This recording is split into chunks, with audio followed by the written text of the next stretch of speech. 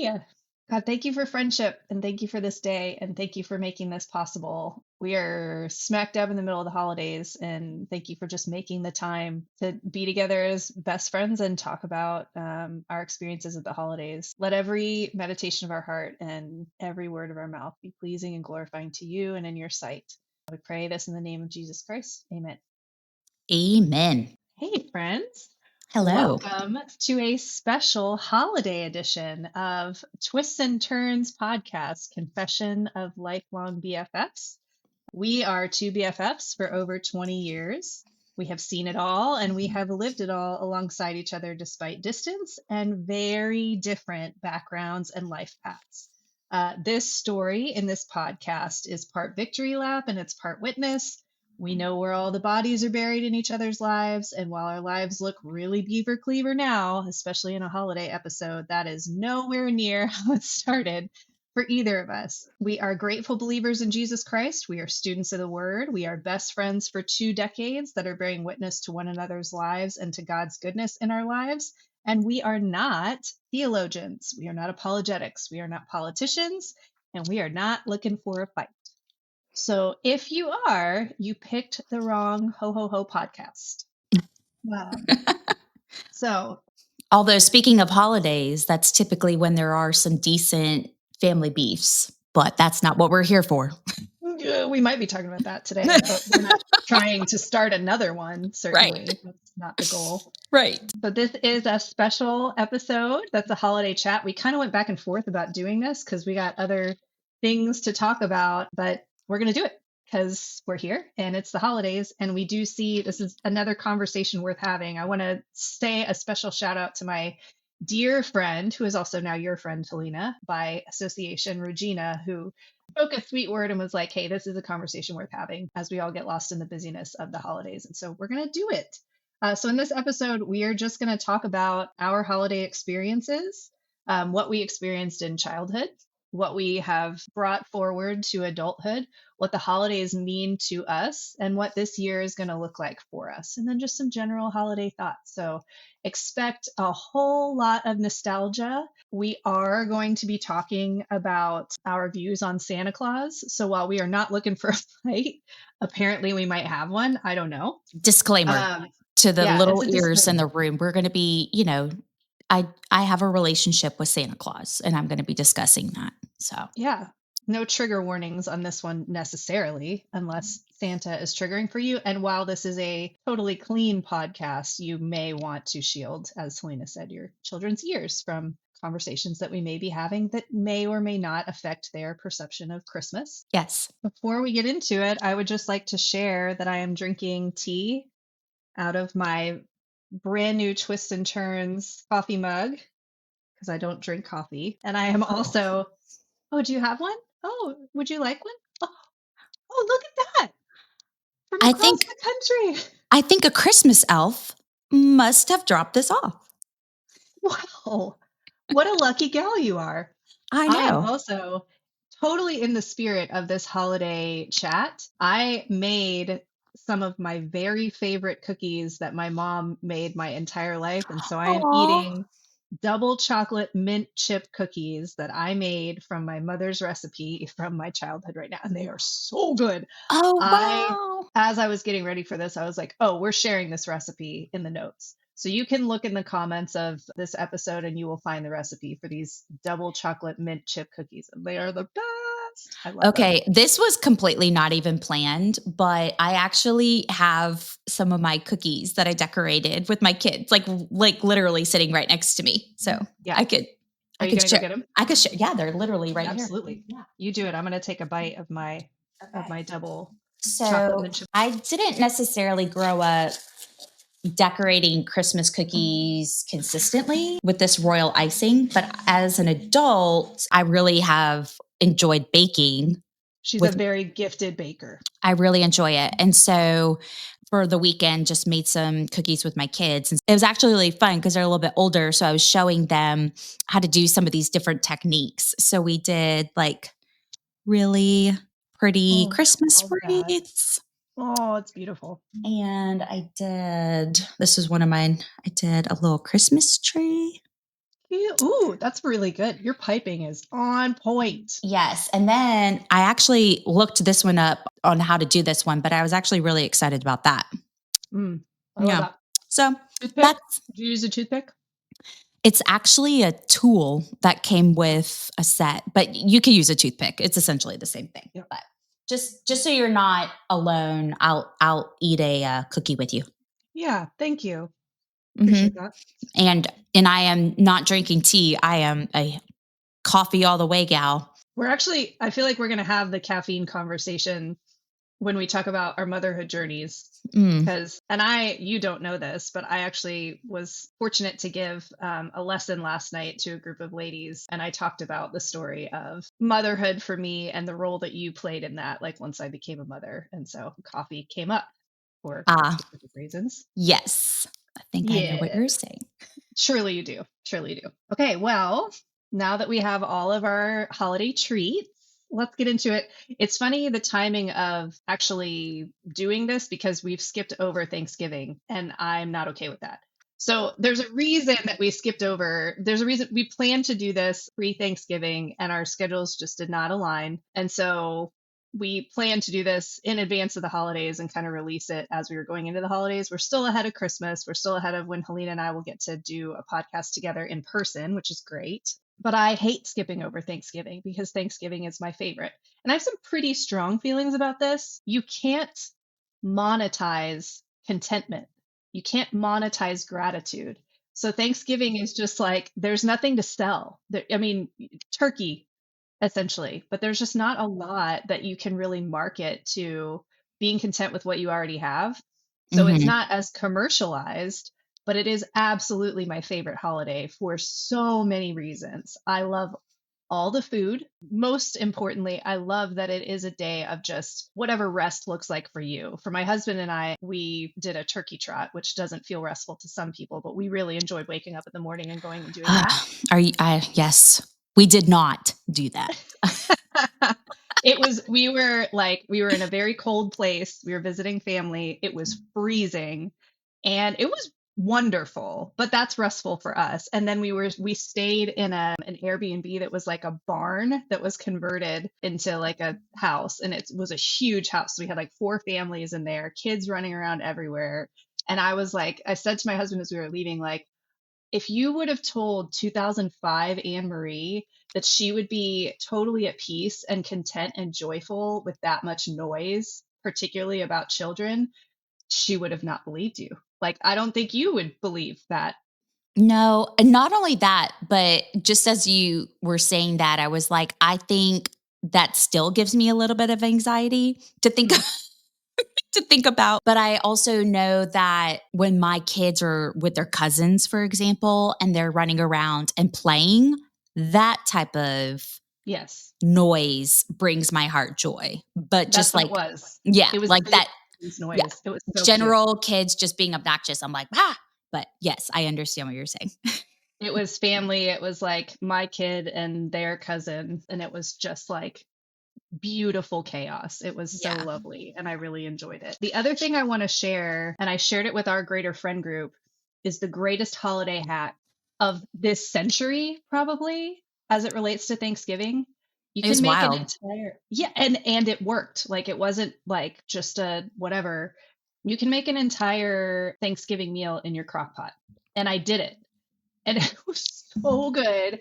And everything was hot at the same time and you can find like I don't even remember the name of the influencer that I saw it from and it wasn't even I do some social media for a ladies boutique and so it wasn't even my social media that it popped up on, it popped on someone else's as I was like posting whatever, and I was like, what is this? And I kind of leaned in and it was like, this is the greatest creation ever. So it's like you do your mirepoix on the bottom. Did you speak English just now? No, I didn't. That's French.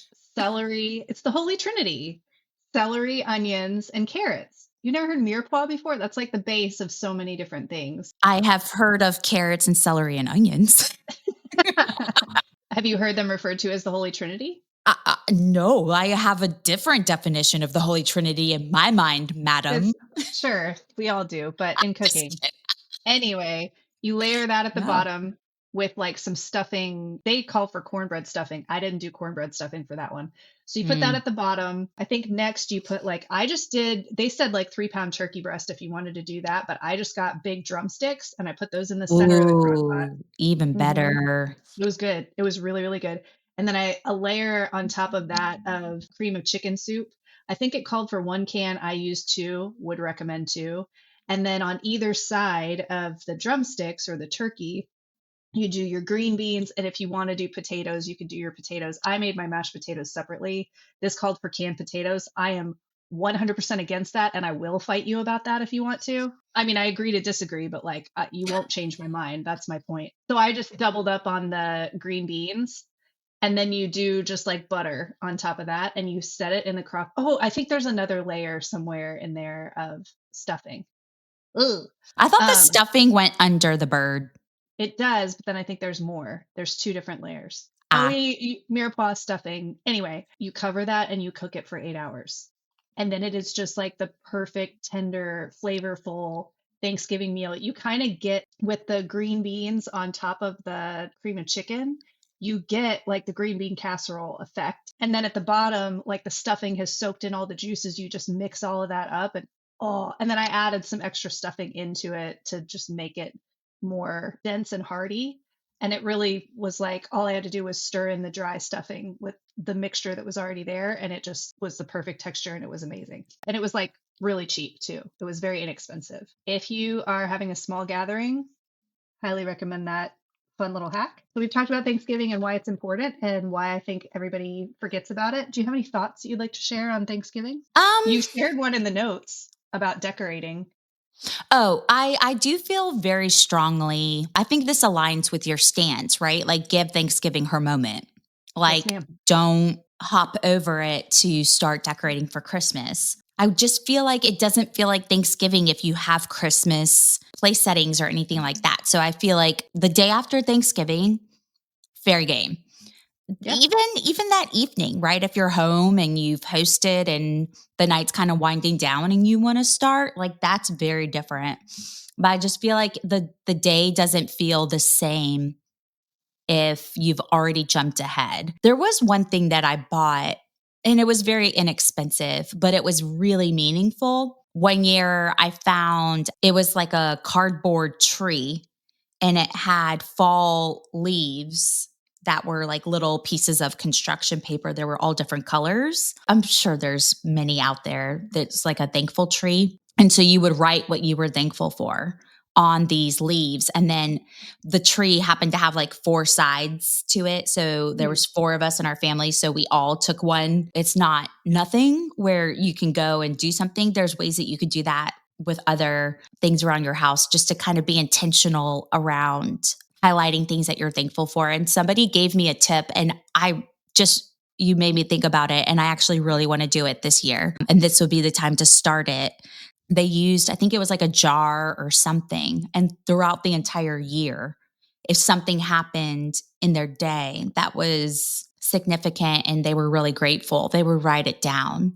And then on Thanksgiving, they would open that and read what they wrote throughout the entire year, which I think is really cool. The concept of the intentionality around the gratitude, it helps, I think, especially for younger kids, it helps them kind of reflect and look for those moments to be grateful for. So when it comes to Thanksgiving, I'm giving you an amen, but then also like intentionality of the gratitude piece is really cool. Yeah. As soon as you said the day after Thanksgiving is fair game, I immediately remembered that we owe a story to our audience and to each other because we need to compare notes. We texted about this briefly, but we really need to get into it.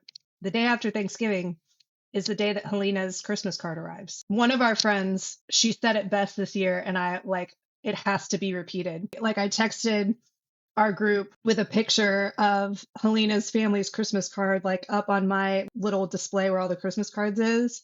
And I said, and still undefeated heavyweight champion of Christmas cards. And our friend said, it arrived December 1st, like an advent calendar.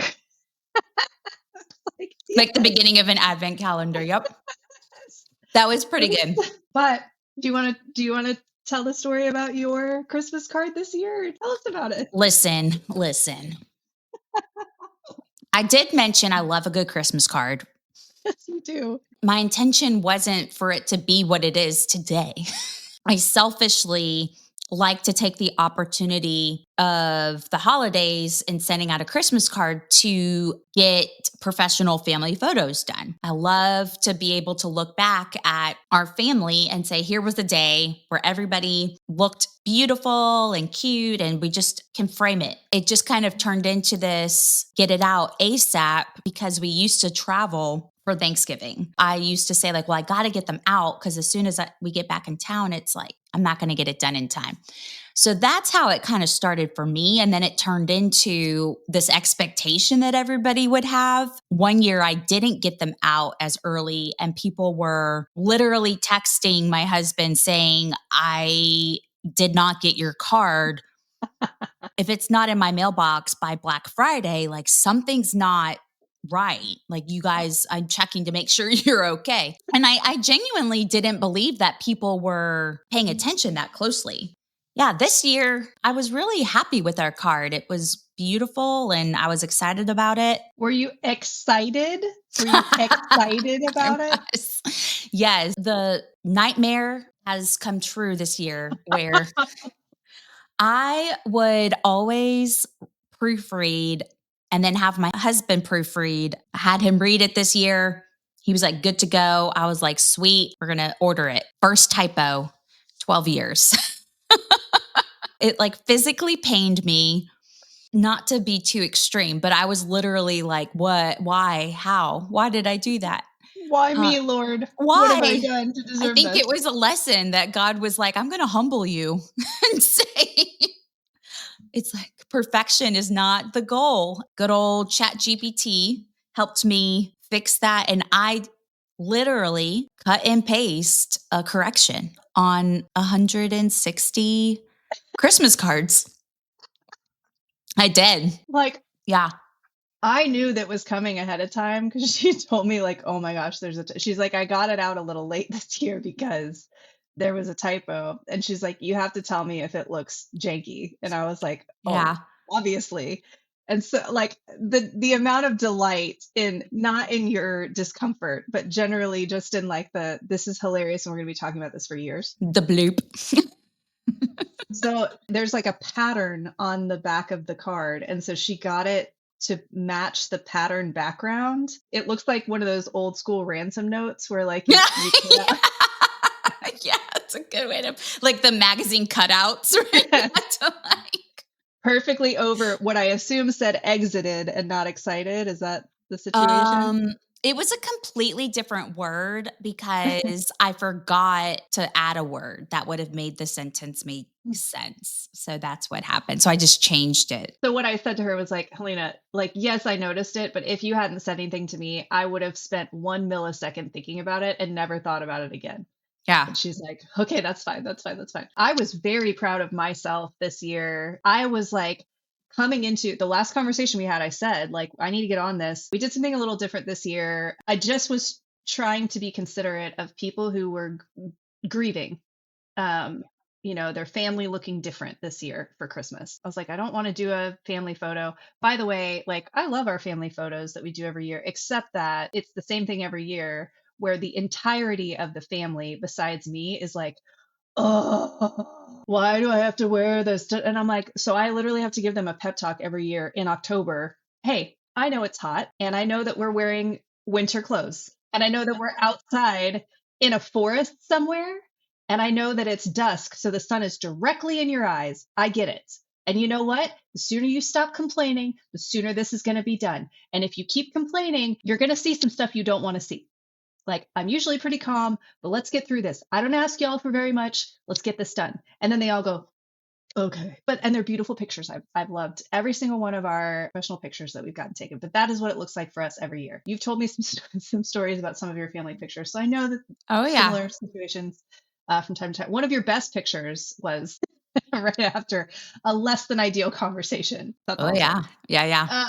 So if you know, you for know. some reason, like as I was thinking about like what's this Christmas card going to look like this year, I just had the thought the year went by so fast. There were so many things that happened. We did lots of really cool traveling that was super exciting. And we didn't get to see a lot of people. We didn't get to catch up with as many people as we would have liked to. So I was like, let's do a video. So I like recorded a video. My husband and I kind of sat together and it was just like a recap of the year. This was a very challenging year for us. Like it was full and it was beautiful and it was freaking hard.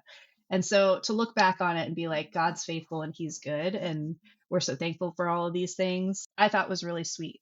And so I just did like a little QR code on the back of the Christmas card that sent you a link to where you could view this video. And that way it was like, we're probably not going to get to see all of y'all in person, but at least you can feel like we got to have a catch up conversation. It was really, really well done. Thank you. Well, sort of, because Helena, I had already received, and I got that out on Black Friday or maybe that Saturday, which I got them mailed out on December 1st. I was shocked because I addressed them and my husband sealed the envelopes. Like that was kind of sweet. Actually, we sat at the table together and like I stamped them and whatever, and then he sealed them. And then, so they were out and I was like, felt good about that. Then Helena and her family's card shows up. I say, hey, yes, I noticed your friend called you out, which I thought was hilarious because I was like, nobody's going to say anything, Helena. And then she sends me a screenshot of this text from her friend who's like, did you literally copy and paste something? Like, I was like, they noticed. But of all people, it was like one that we could laugh together. So it was fine. Yes. Yes. Which I'm sure is why they said it. But yeah. That was hilarious. So then I get all of my cards out and I'm like, I feel good about this. I'm no Helena, but this is an improvement for Scatterbrained Anne-Marie. I ordered however many and I had 3 left over, which I was like, wow, I didn't know we knew that many people. That's cool. So I picked one up and I was looking at it and I noticed I also had a typo in mine and there weren't very many words on mine. And it was the same thing. It was like, y'all know what I meant. Just scan the QR code. We'll tell you all the things. But yeah, I think I was so intrigued by the QR code that I didn't even notice it. So that is, exactly. I had no QR code. I just had pictures of my children. Just, I'm totally going to steal that. I think I'll make sure to give credit where credit's due, but you don't need to do that. It's not an original idea. It's maybe in our circle, but it's certainly not an original idea. So that is the update on the Christmas cards. Helena is still undefeated. We both had a typo this year. And you know what? It's okay. It's all good. Like, the purpose of the Christmas card is to remind people that like, hey, we see you and we love you. And we just, if we can't be together, we still just want to remind you like, here's what it looks like in our house this year. Now we're going to, I guess, talk about Christmas. We're in it. We're in Christmas. We're fully in the throes of Christmas season. We're festive. Helena's got her festive earrings. I've got my candy cane shirt on. They're already burning my ears. I was like, hey, I'd love it if we could dress festive today. And as soon as she popped up on the screen, I was like, you know that the earrings are going to be covered up by your earphones, right? And she's like, oh, dang it. They're real cute, though. I think we have very different experiences of the holidays as children. Yeah. So tell me about, I have a picture in my mind of what yours might have looked like. But like when you think of the holidays from childhood, just like, words, smells, sights, what do you think of? We spent most Christmases, if not all of them that I can recall, like from 8 years old and younger, we were in Pittsburgh visiting family and mainly my grandma. So I remember being at her house. I just remember just this little tiny Christmas tree that she would put up every year. And I remember wondering like why she wouldn't put up like a bigger one. It was just, she was like not recognizing as a child that she's probably tired and didn't want to. But yeah, I just remember growing up being able to like experience a actual white Christmas and cold, and that being something that was not foreign to me. Getting to make a snowman and grab the sled and go down the hill and like that kind of thing. We had a station wagon. So this was... Yeah, you did 90s. Oh, yeah. So it was like, we should have probably still been, by today's standards, in some kind of booster seat or something. But they would put all the luggage on the roof and put us in the car. And my sister and I would fold the back seat down. So we would just lay. We would like sleep like we were camping out or something in the back seat. Yeah, that's not legal. No. I don't know if it was then. It's certainly not now, but that was normal, like to just pile in the station wagon and we would drive and go to Pittsburgh. So we would do mass. I do remember one Christmas, at least, where we did midnight mass. And I vividly remember because my mom had put us in a skirt with tights. It was so cold. And I remember the wind hitting me when we got out of the car and thinking, why would you not put more clothes on me? I'm freezing. It's snowing.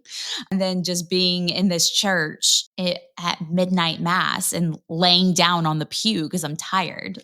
From like younger childhood, that's what I remember most about Christmas is just seeing family and friends. What are the food things that you remember? I don't know why that comes to, I mean, that just holidays, you're just eating. Yeah. A traditional Italian Christmas Eve is seafood. I And did not know that. yeah, if because we didn't typically do that because like as kids we wouldn't eat it. So I Right. don't think that they went out of their way to, spend the time or money to do that kind of thing. But that is more of the traditional thing, which I kind of like because then if you're going to have like a crazy Christmas dinner, then at least you didn't have two crazy meals. But Yeah. and I like seafood now. I think you can also relate to like there was always cookies and pizzelles. My grandma would sit. My mom would make her a big bowl of batter, and she would just sit there with the pizzelle iron and just do those at the dining room table. In your pizza recipe, can you tell me what's in it? Obviously, like you need anise extract. That's an important ingredient. See, if it was in there though, I wouldn't eat it. So they started leaving it out for for us. And that's the only time I started eating pizzelles is when they would leave out the anise because I don't care for that flavor. That was like you need that. Like to me, it was like it's not a pizzelle if you don't have some anise in there. But apparently, so I just found my grandmother's, who is German, by the way. My grandmother was not Italian. My grandfather was Italian. And so she must have gotten this from her in-laws. I just found her a recipe. And there were two things that she said that I was like, huh. So Fleischmann's or something, it starts with an F, margarine. Maybe it's not Okay. Fleischmann's because that's yeast, but maybe it's the same thing. So there's like a specific kind of margarine that was like, if you don't have this, it's not real. And whiskey. Oh, I don't do that. I'm interested to try it this year and see like what the yeah. difference is, but like I don't do Well, that. yeah, I mean, I would just assume because of the temperature, like it just gets like cooked out, like the alcohol, and you're Yeah, just yeah. left with the flavor. But Yes. I don't care for whiskey either. I don't either, but that's because it tastes like lighter fluid when you're drinking it straight. But like, Yeah. or if it's whatever. But I would be curious to know like what it does to the like how it complements the other flavors. By the way, Yeah. we're talking about pizzelles. Like anybody knows what we're talking about. So like the only reason I know about this is because my mom's side is super Italian, which we talked about before. One, before you started talking, I don't know that I realized that it was a holiday thing to do pizzelles. I just thought we did it at the holidays. The other thing is we grew up calling them pizzellas Oh. because we're American. And I think that was one of the things you corrected early on in our friendship. You're like, pizzelles? Oh, And I was really? like, yes, because we would talk. I was like, oh, pizzellas, me too. And you were like, pizzelles? Uh, see, my family though, I feel like sometimes they would call them pizzellis. And I'm like, I don't know Oh, if they were trying to be funny or if that was like a real pronunciation yeah. that they were trying to make stick. I have no idea. For anyone who doesn't know, they look like snowflakes. You make them on sort of like a waffle iron. So they're these thin, just like light, kind of buttery. Oh, they're so good. And they look like snowflakes. Well, and they also too, like if you have seen people make fresh waffle cones, they're Yes. basically like a waffle cone that you don't turn into a cone. The thing about them too is because they have this pretty like snowflake pattern, if you want to make the perfect pizzelle, you have to be very strategic in the placement of the batter in the iron.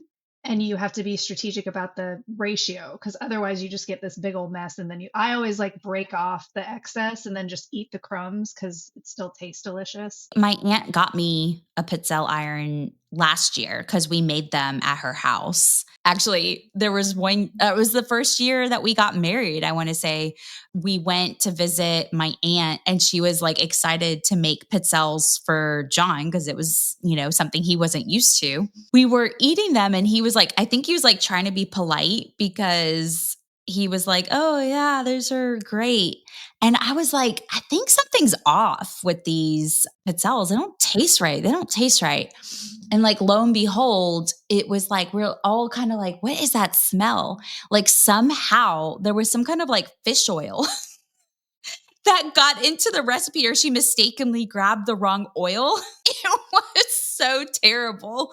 So like we like would have the greatest laugh about that. Like we'd be like, are these good pizzelles or are these fish oil pizzelles?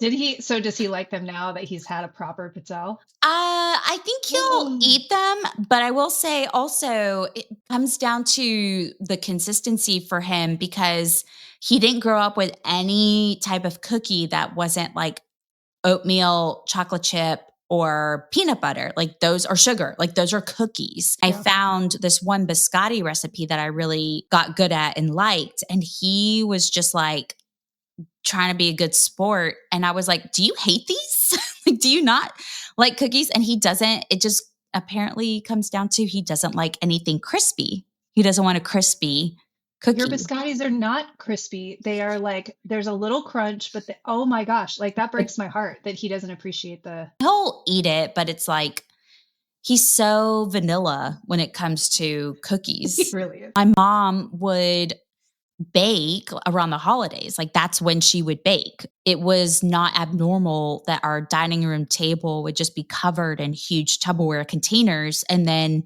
if you needed to bring something to an event that you were invited to, or you just were going to see somebody and it was around the holidays, you made them a plate of cookies and she would wrap it up and, get the festive paper and it was like your hostess gift. It's funny that you're mentioning that though, because my mom is also, she looks very Italian too. And I was explaining to my husband when I made these, my mom our entire kitchen table would be covered in cookies. And like, she was pretty anti-sugar in our house. So we were not allowed to eat a lot of sugar. So the cookies always disappeared and I never knew where they went to because like we would get a couple of them. But I'm wondering now that you're saying that if that was like she grew up seeing, because that's what she would do too, is just like give away cookies. Yeah. And then we would have a few. She made snickerdoodles, which I still love, but she would put like a green cherry. She would put like one that was green and one that was red in the middle. And I hated that. So I would eat like literally nibble all around the cherries in the middle. Yeah. And not eat that part. And she would make pizzelles. Her sister would also make pizzelles, and we would road trip there, which was a long drive. We were all belted in because rule followers, and we also had like a big, whatever, 8-passenger van or whatever it was. It was kind of a creepy looking tan van. It's the same van in Home Alone that the burglars used. That van, that Dodge Ram van, except it was tan, and it was like an extended cab. That was our van. That wasn't the one you had in high school. No, that one was even creepier. But we would drive those to Chicago. We had family in Chicago. That was a long drive, but we always looked forward to it. Like it was always something that we really enjoyed. And we would kind of alternate with that part of the family. It's like every other year we would go there and then they would come to us. So it was like 22 hours. And I remember my parents stopping once at a rest stop to nap. Like we would basically drive straight through. And we did not have like activities in the car. We didn't have any TV to watch. Like I think I had a Walkman at some point, Oh yeah. That's a big deal. That was a big deal. Yeah, but then the batteries would run out like yes. a 22-hour drive. Like, oh my gosh. Food wise, I'm trying to think of I don't remember Christmas dinner at all. I don't remember any traditional foods that we ate or anything like that. We were, my mom was not, I don't think super into, and nor am I, super into like ham. So it's not like we had like a Christmas ham. That wasn't so when you were like, oh, just the traditional dinner, I'm like, what's that? I don't actually know. Yeah, I think it was ham because you had just had a turkey for Thanksgiving. Oh, this needs to be said. Christmas decorating in my house. And at the time I was like, you're nutty, Mom. And now I'm like, I kind of want to do this. Every year I remember from like middle elementary on, my mom would put Celine Dion Christmas in the CD player, blast it through the house, and she would decorate the whole house in her very traditional tartan, like Christmas stuff. There were not any like nutcrackers or Santa Clauses around the house, but it was all just like red and green and like holly. And I did it actually. No, I put it on, like, I started playing the Celine Dion Christmas album. What was I doing? I think when I was addressing Christmas cards or something this year. And Just I was out of like, habit, just out of yeah, like nostalgia. yes, pun intended. It's all coming back to me now. And Dun-dun-tsh. and I really enjoy that. Like, I cherish that memory. It was one of the times that really stood out to me, of like, I could tell my mom was just really enjoying herself. Like, she Aw, was, I love and she that. wasn't like, y'all leave me alone and get out of my way. She was just like, I'm doing this. She never invited us in to do it either, but she wasn't like, get out of the house. She was just like, this is what I'm doing right This is now. And it was happening. just, Yeah. yeah, the house felt like there was just joy in it. Our Christmas tree, we had the multicolored, like, chunky lights. You know what I'm talking about? I think That so. we would put on the tree, just, red and blue and yellow and orange. And I think people use them mostly for exterior now, but we use those for our tree inside. And I remember every year them taking all the strips of lights out and like testing them. So it was like, if the string of lights went out because a fuse went out or something, or you had to figure out like which light bulb. These are things kids don't appreciate. You don't know. Like, it took us forever to decorate that tree, kids. Like, you don't even understand what LED means and how it has made your life better. We had to wait for so long for them to like unscrew all the different light bulbs to figure out like which one was making the whole strand not work. And then, like, was it a light bulb? Was it a fuse? We have to figure it out. And then they'd have to like get them all together. And now I'm like, why didn't we just buy new New lights? lights. Yeah. Like, we literally had those lights my entire childhood. Wow. And they lasted? Girl, you know my mom. Yes. Wow. They That's impressive. is it? Or we wasted a bunch of time when we could have been decorating the tree. You know what I heard this year? This is a fun practical tip. This sweet woman, her name is Babs on social media, and she's adorable. And she gave the best piece of advice. So, for a real tree, the first time you water it, you crush up one baby aspirin and you put it in a pitcher of hot water. And that's how you water the tree, and that keeps the pine needles from falling off. What? She said she learned that at a tree farm like years ago, and she's done it every year, and she's like a grandmother. So I tried it because we have a real tree this year. I need to learn if this is actually how to make these trees last, because I have purchased, like, I guess the marketing got the best of me. And I was like, oh, this is like, like Miracle Grow for your Christmas tree to keep it alive longer. And I straight up killed that thing. So, I mean, it was already dead. I killed it till it was dead. Like, it was prematurely falling apart. So Yeah. I would Yep. love to, that's a fun tip. This is something that my mom nailed, and I thought it was just super cute.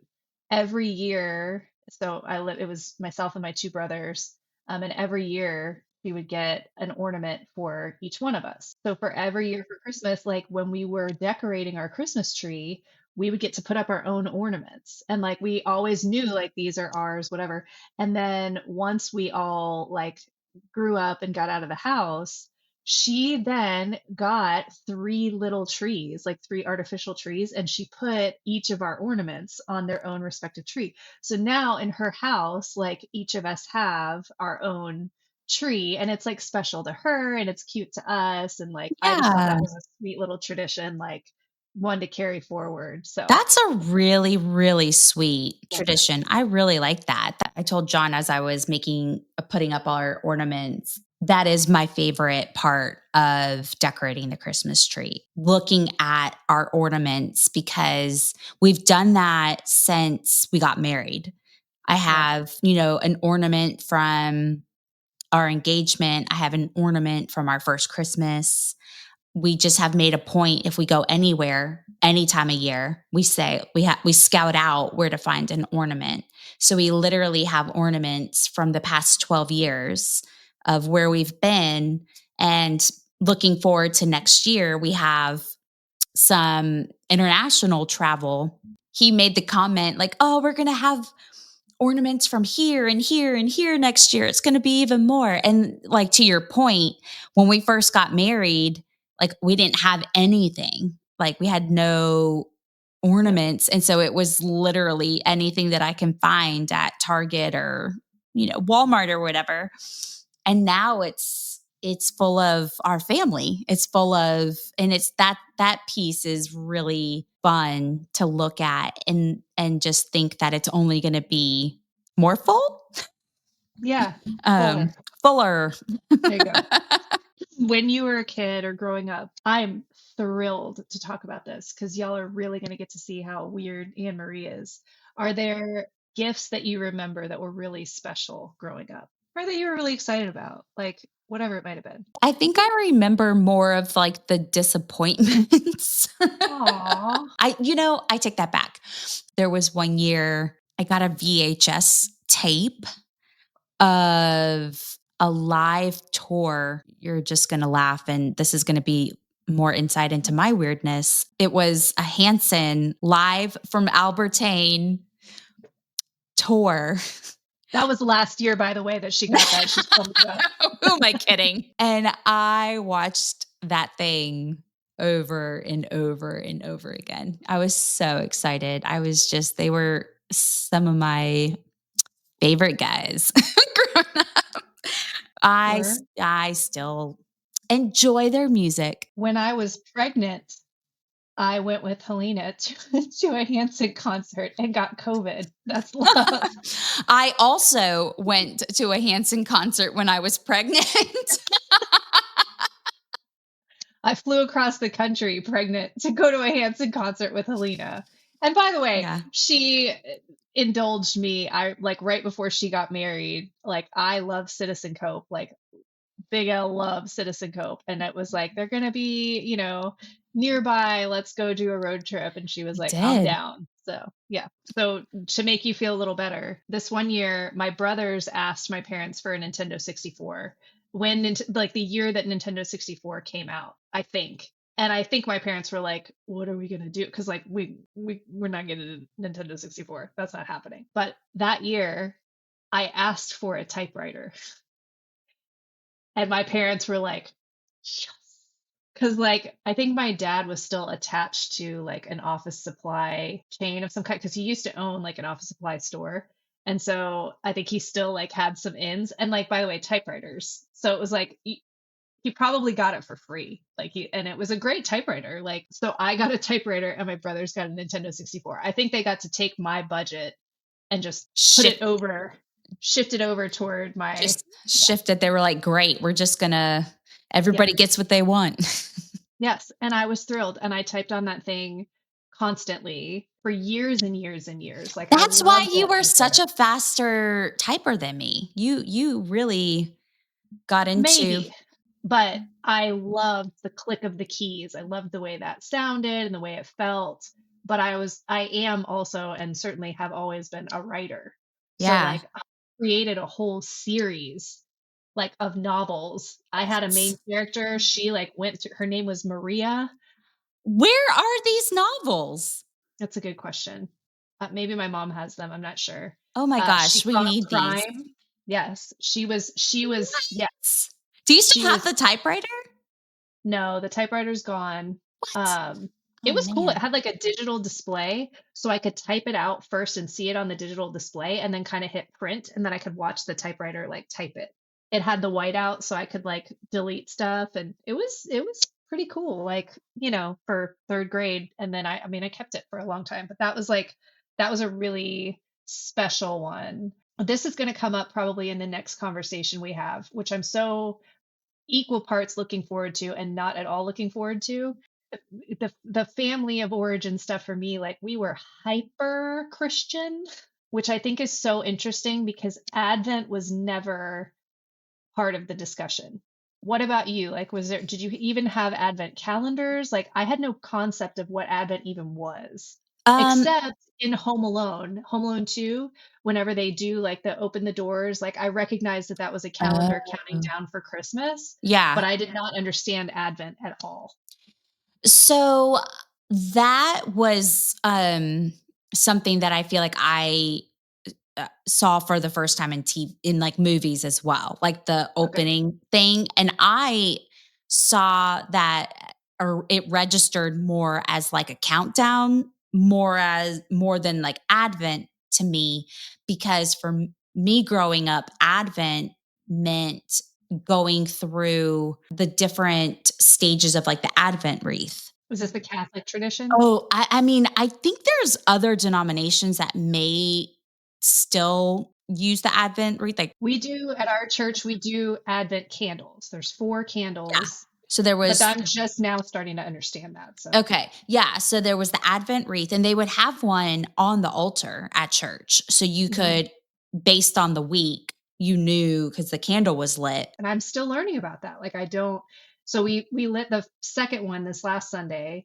but like when we lit the first one, our pastor was explaining like this is the commencement of Advent season. Like we are celebrating that the Yeah, Messiah is coming. Like this, and this is the beginning of that season. And I was like, cool. I like that. Like, yeah, but I'm not, as much as we were Christians and as much as we were, in your face about it during the holiday season, there was very little conversation about the promised Messiah, like celebrating what that meant. And that's become a very different experience for me as an adult. So, like, really in the last few years, because I never understood it, and nobody's really explained it to me, and I've not really asked the questions out loud. And I'm like, okay, I understand. Like, we have an advent calendar at home, honestly, because I won it somewhere and was like, this is cute.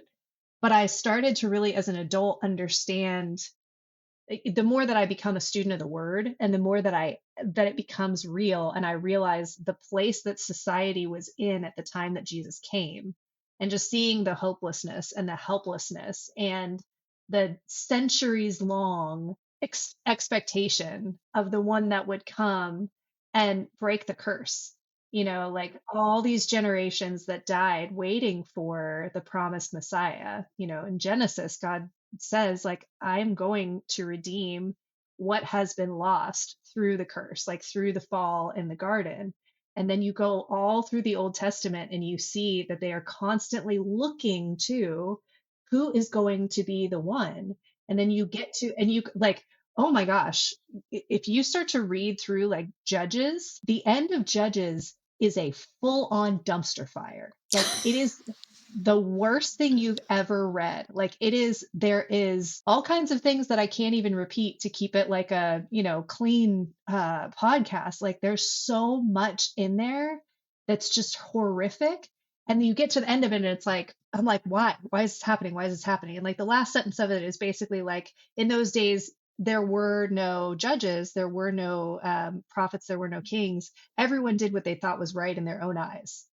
And then you go right into Ruth and like, the story of Ruth. And Ruth really, if you get into Ruth, like, yes, she was faithful to her mother in law, and that's great. But she was married, her husband that died was part of the lineage through the promised seed, the promised lineage. The story of Ruth is really carrying the seed of the promise through a really awful time in the time of Judges. And her being a single woman and going out in the fields and trying to glean wheat and stuff, she was very vulnerable in a very violent, dangerous, immoral time. Like there's so much more to it than just like she found her Boaz and whatever. Like it's not that. Like she carried the seed forward through very unlikely circumstances. And then you get to the place at which Jesus is born. The purpose in my mind, like you really get into Advent and you really understand the place that humanity was when this very humble, totally unlikely circumstance happened. Like a baby, an infant was born to a virgin. Like there's just so many things about that now as an adult, like it's a cute story that there were sheep and donkeys all around him and he was laid in straw and Mary was like, how can this be? And there were shepherds and whatever. But like then you think about even like the Magi, the wise men, these were not necessarily followers of Yahweh either, but they mm, saw the signs and were like, something important is happening. So even that they came from their distant lands and their distant gods to come and like pay homage to something that had happened that was very clear that had happened. Like they're seeing these signs in the sky. Like it's as an adult, Advent has just become a really special time for me to remember if he said it, he's going to do it.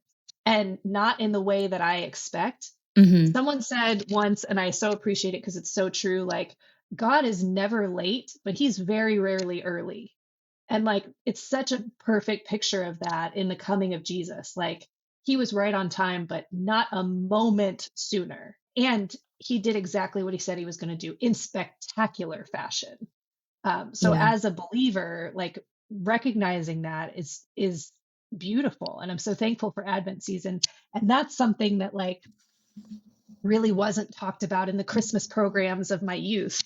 That as an adult, I so appreciate about this season that makes it so much more than just the commercialized blow up Santa on a tractor or whatever in the front yard. You know, like it is the remembrance that not only is God faithful, like he is very specifically and intentionally paying attention right now and throughout all of history. Like, thanks for coming to my TED Talk.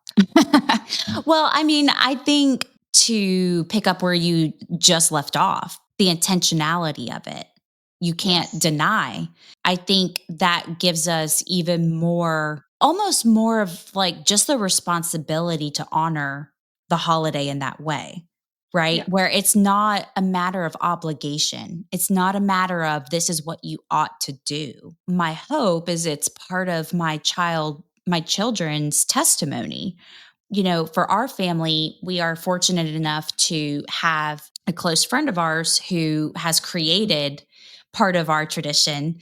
And he wrote a small book, has the Advent blocks, is what they're called. When we first got them, our girls were little, and I read them the Advent book. Basically starts at the beginning of the Bible and walks you through, you know, all the way to the birth of Jesus. I was learning as I'm reading this story to my kids, all of these things that as a Christian, you kind of look at Old Testament and think these don't pertain to me. This was Jewish law. Right. This is Jewish tradition. While we kind of look at these stories and these parts of the Bible as not pertaining to us, once that clicks and you understand, like, no, this, you're in.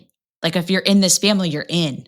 And it's like all of this is part of the story that you need to be paying attention to.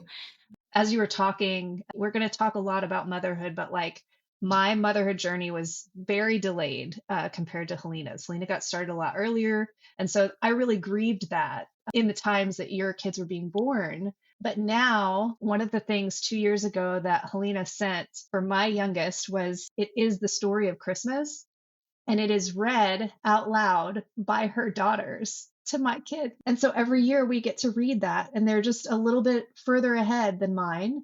And so they're getting to share with my child like what they have learned, and my child is getting to listen to that from your daughters. And like how sweet is that, and my child looks forward to that. Like when that book comes out, in my lap, reading it and listening to your daughters like reading it out loud. So it's just a sweet thing to look forward to. That's worth the I money. forgot we did that. Yes. Oh, that was money well spent for sure on Christmas stuff. We'll talk briefly about Santa Claus. We're not trying to butcher anything here. Like I will say my child is just now starting to have an awareness of Santa. So we were walking around like an old historic part of town, and there was a man dressed as Santa Claus because it was like the kickoff of the holidays or whatever. And he saw small child outside and thought, I'm going to be really sweet and I'm going to come out and say hi. My kid was not interested. I was going to So I was like, say. I'm not for or against, just fundamentally. Like, I don't necessarily have like a strong feeling one way or another about Santa being incorporated or not incorporated, but we have not emphasized it as a concept. Like, I'm Buddy the Elf in other ways, but I'm not like Santa, but I'm also not like, no. I know for myself as a child, I was very aware that it was a cover your kids' ears. that it was a fictional just premise thing that was just like a, and I said to my mom in like early elementary, like, I know Santa's not real. And she was like, what? How do you know that? I'm like, I mean, the tooth fairy is also not real. Like, I don't know how you're getting the quarter under my pillow, but I know it's you that's doing it. Yes. I know you have some strong feelings. I mean, it wasn't ever something that we were on different pages about. So I feel like when we had our first daughter, like I was like, are we doing Santa? No, we're not doing Santa. It's cool. And we were like, yep. And I think it also depends on your community. So a lot of their friends, when they were really little, also did not do Santa Claus. So it Okay. wasn't anything that we had to like tiptoe around because nobody was talking about Santa Claus. Like it was Right. certainly something that was still a conversation piece because they were wanting to understand, why is this guy here? Like, what's his purpose? Like that kind of thing. So it was an opportunity for us to explain like how that tradition started. Like we explained to it by way of saying like, this was a man. His name was Saint Nicholas. I got him a book and we would read the book. And it was like, this is a tradition that some families like to continue and they do it this way. And this is the way that they celebrate the holiday. And they're like, that's just not the way we're deciding to do our holiday. Just don't ruin it for them. But then my kids would just be like, well, you tell me that this isn't real, but my friend said their elf did this. And, this person wrote Santa Claus and they got a response. Riddle me that. That Like, happened to me, by the way. I wrote Santa a letter and he wrote me one back and it looked very official. So. right. So I think there was one year that happened to me as well. But it's like they're siding with their friends for sure. But I think my kid is like me, because even when I got that letter from Santa, I was like, how did my parents do this? Like, I was very aware. I was like, does my dad have a printer that could do this? Like, I don't, and I was Yeah. impressed. I was pumped. And I was like, this person clearly knows me. Is this my dad? Like, but I didn't immediately think it's Santa. He wrote me back. And I just observing my own child, I'm guessing that they're going to be similar. And like, how'd you do that? Yeah. But I still think they'll enjoy it. I want to talk about New Year's primarily because this fun little note came across my desk from a friend of mine, and it says, regarding New Year's, I remember a few times as a kid, my mom getting a pot and metal spoon and walking down the street of our neighborhood, banging the pot while screaming Happy New Year at midnight and encouraging us to join her. Looking back, I think what my friend meant to write was mortified, but she wrote, I'm modified that we did this. The year of typos. I need you to tell me more about this. Yeah, Like I girl. can envision it. I'm Yeah. from the stories of your mom and like from having met her, like I can picture it. But like, Yeah. did you join her? There was a year, and now that we're kind of reminiscing, I do remember maybe she got this from a time when we were in Pittsburgh with some of her friends because we used to go to one family's house every year. And I feel like I vaguely remember because I was young doing the Doing the same same. thing. Okay. Yeah. She didn't make this up on her own. She was like No, carrying forward a this tradition. was like, this was encouraged by others. We all did it. Like we were all going down the street and banging. And as a kid, like I remember thinking, this seems very rude. Like this, I just remember thinking, like, it's not like our neighbors are out and they're like, yeah, Happy New Year's. They were like, their houses were dark because they were asleep. Right. Because And it was midnight. because it was midnight. And here we are likely waking them. Nothing was ever the same. We never did the same thing. We were never home. We were always at a church event. One time it was at a bowling alley, probably the same bowling alley that we would have gone to together many years later. Okay. Um, And I remember like, streamers. But you wouldn't be there at midnight. Yes, ma'am. Oh, wow. Okay. Yeah. Oh yeah. We were up on at midnight, and we did like we went cosmic bowling. That was fun. I enjoyed That's that. cool. That's fun. I don't have any consistent memories of New Year's. Like I remember as a either late high school or right out of high school, like meeting a family who did like the black eyed peas and the, like Oh, the superstition of like, cabbage. yeah, it's like you want money and good fortune and whatever. And I was like, is that a thing? Mm, And I know, and now I understand like people do that, but that was definitely not a part of my whatever. But I will say for myself as an adult, one thing, 2019, I remember in 2020, like January 1, and I remember everyone being like, good riddance, 2019, see you later, you're awful. And so obviously we know what happened. 2020 was like, hold my beer. And so we get through 2020, and I remember in like New Year's 2021, I remember everyone being like, oh, so glad that's over. And I remember like having gained some wisdom from 2020 and being like, don't say that. Like, be thankful for what you have and be aware that you have no idea what's coming. right. Yeah. And 2021 was worse in some ways. Like it was so hard because it was like we lost so much time in productivity in those Mhm. several months that everybody was on lockdown. Everything still had to get done. So I felt like 2021 was like squeezing juice out of a turnip. Like it was awful. It just hard, hard, hard. So that's the first thing is like the whole farewell to the, crappy previous year. Like it's be thankful. And number two, like I tend to get like a sense for a theme for what's coming. So, like one year it was the previous year, like the year my dad passed away, which it's been 10 years now, but like when he passed away, I got poured into so much that year. Like there were so many people who were so intentional and generous in just being present and being like, we're here for you, like whatever. And then it was like the next year came around, or maybe it was because he passed away in the middle of the year, but like whatever it was, the turn of the next year, it was like the sense that came to my mind was like, your turn. And not like Mm. I have to, it's not like a tit for tat thing, but it was like, it's your turn. Like you've been poured into, not just to be poured into. And now you get the opportunity, like you're not in the same place that you were in. And now it's your turn to look around and pour out. Just get a sense for things like that of like, this year's going to be a year of growth or whatever. And I'm not like manifesting that. It's just a sense that I get. I like that a lot more than the I'm going to lose 20 pounds or not be angry anymore. There's merit to those things. But for me, it's just been like an evaluation of like, what was good about this past year? What am I thankful for? What did I learn? Yeah. And like now that there is this societal reset, how can I take that opportunity into, this coming year?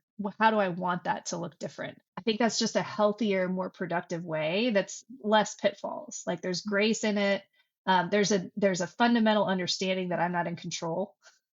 Like Mm. there's very few things that I'm in control of, and just kind of surrendering to the one that is, remembering all the ways that he has always, always, always provided for me.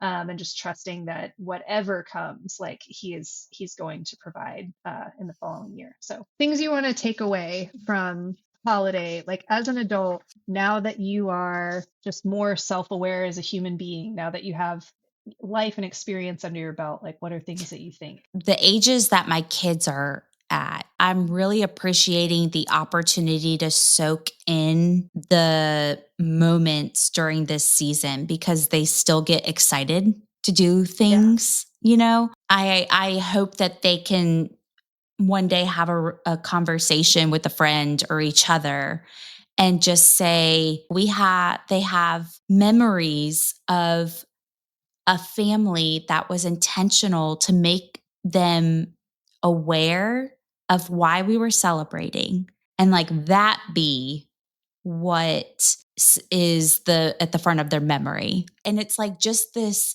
time of year where, like I said, like I just hope that they can look back and say, not only was Christmas growing up a sweet, happy time, but helped build my understanding of who Christ is. For me, it's just been like the things that I know are leaving an impression on the minds that are still developing in my household are the moments like when my mom would put the Celine Dion Christmas album on and just delight in what she was doing.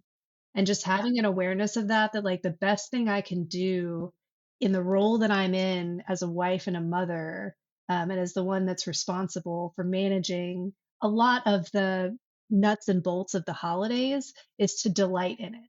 Like to just remember that like it actually doesn't matter that there's a typo on my Christmas card. And it doesn't matter whether it gets there before Helena's or after New Year's. Like it really doesn't matter. And the things that do matter, like not losing sight of them because I'm stressed about things not going just so. And just like getting up a little earlier in the morning so that I can slow the game down for the rest of the day and just having my time with the Lord and saying, like, I'm stressed about this today. I'm stressed about this today. I'm stressed about this today. And I'm surrendering this to you. Like, I know that you have the outcome so that, like, my kids can appreciate the wonder of the season rather than me being like a tyrant walking around, in a Yeah. Santa hat. Like, it's Right. just, that's a good place to say farewell on this one. I do want to say in closing, as we always do, this podcast is our love letter to God. So if it benefits, inspires, or otherwise blesses you, we give all glory to Him. And we are so glad that you're along for the next twist or turn. If you loved our podcast, the very best compliment you can give us is to share it with a friend, like it, tell us what you love about it. Send us an email at twistsandturnspodcast@gmail.com. We'd love to hear from you. We'd love to hear your feedback. This one was a little bit different. We took a little break from laying the foundation of the story that we're telling, just to talk about, something that we think is worth talking about, which is holiday traditions. And we hope that you've taken away that don't lose the spirit of what it means. Not just keep Christ in Christmas. Yes, of course. But also enjoy it. Enjoy it. Whatever it looks like for you, whether you are alone, whether you are surrounded by people and you wish you were alone, whatever the case is, like enjoy it. Just embrace it for what it is, and find the delight in it. Coming up next, probably we're gonna have a conversation that I don't want to have. The next conversation is probably going to be just me talking about just foundationally my perspective of the world, I guess. Just my upbringing and some things that really, really shaped my worldview, that we think are important for you to know, as I'm commenting on things. It's helpful for you to understand the perspective that I'm coming from, and it's helpful to have the backstory and the context of that. Before we move any further, in the same way that we thought, like, we want you to know about what Helena has experienced lately and kind of the space that she's in, and the value that she has of her life because of nearly losing it, so that those words hold more weight. This is kind of that conversation, foundationally for me. I'm super nervous about it, to be totally transparent. I've shed tears about it. I've asked for lots of prayer and would love prayer, if you're hearing the sound of my voice. My hope is that it encourages, and paints a realistic picture of who Jesus is and gives a contrast of who he is not.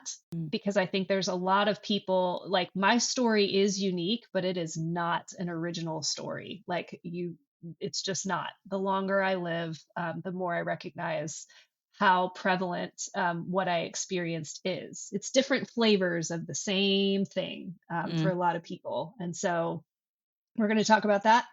I'm going to share some of my story very vulnerably with you, and we're probably going to do that in person. We'll see. Helena's going to be with me in a couple of weeks, and we're super excited about it. There's a Christmas party you're probably going with me to that you don't know about yet. So,